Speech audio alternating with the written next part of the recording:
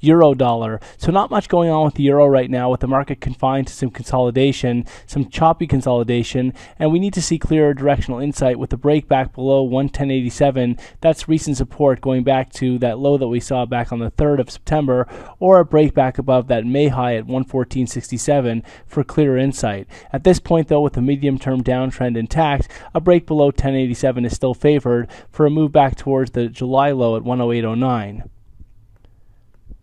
Sterling dollar. So cable has been under pressure in recent trade, with the market trading all the way back down, just shy of some key support going back to May at 50.90. A break below 50.90 would of course expose psychological barriers at 150 further down. But we are seeing signs of a potential short-term base over the past few sessions, and this could open the door for a bit of a correction up towards the 154 area. However, only a close back above 154 would take the pressure off the downside, and ultimately a break above 56.59 would be required to officially shift the structure. Dollar yen. So dollar yen hasn't done much and continues to be confined to some choppy consolidation, some tight consolidation over the past several days, and this range contraction does warn of an eventual breakout either to the top side or the downside in the sessions ahead. The market is kind of reaching an apex here, and although that the market could break in either direction, given the breakdown that we saw back in August, a lower top is favored at 121.74 ahead of the next downside extension back below that low that we saw at 116.12 from August. Euro Swiss. So not much going on with Euro Swiss over the past several days, with the market sort of comfortable, locked within a consolidation and consolidating above the 107 area. Overall, this market is in recovery mode, and so a fresh higher low is sought out ahead of the next upside extension beyond 110.50 and towards the 112 area further up. Ultimately, only back below 107.14 would compromise the recovery outlook for Euro Swiss. Aussie dollar. So an impressive recovery over the past several sessions for Aussie dollar, with the market stalling out recently by multi-year lows just shy of 69. At this point though, the downtrend remains firmly intact, and a lower top is sought out somewhere below that recent low, lower top at 72.80 ahead of the next major downside extension and bearish continuation. Really, ultimately though, a break back above 74.40 would be required to force a shift in the structure.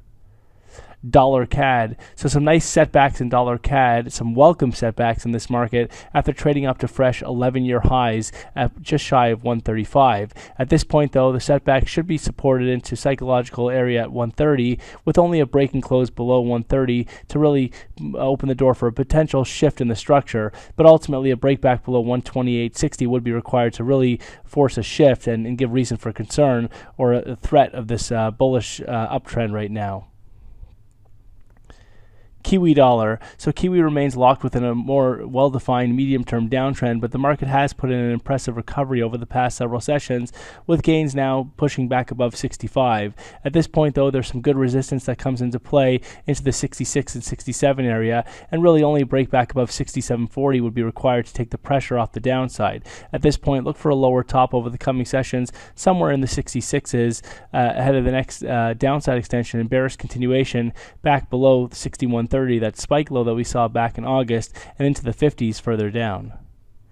SPX 500. So the S&P 500 has enjoyed a bit of a rally over the past several sessions, though these gains are now stalling out ahead of that psychological barrier at 2000 and well ahead of the lower top that's anticipated in the 2022 area. At this point, look for a bearish continuation back down towards those extreme lows that we saw in the 1830 area from August, while ultimately only a break and close back above this anticipated lower top at 2022 would compromise the newly adopted bearish outlook for the S&P 500.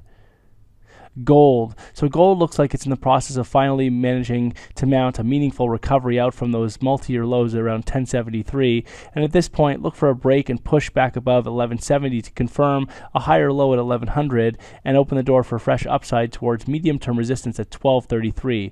At this point, any setbacks should continue to be very well supported ahead of 1100, with only a close back below that level to compromise the recovery outlook for the gold market.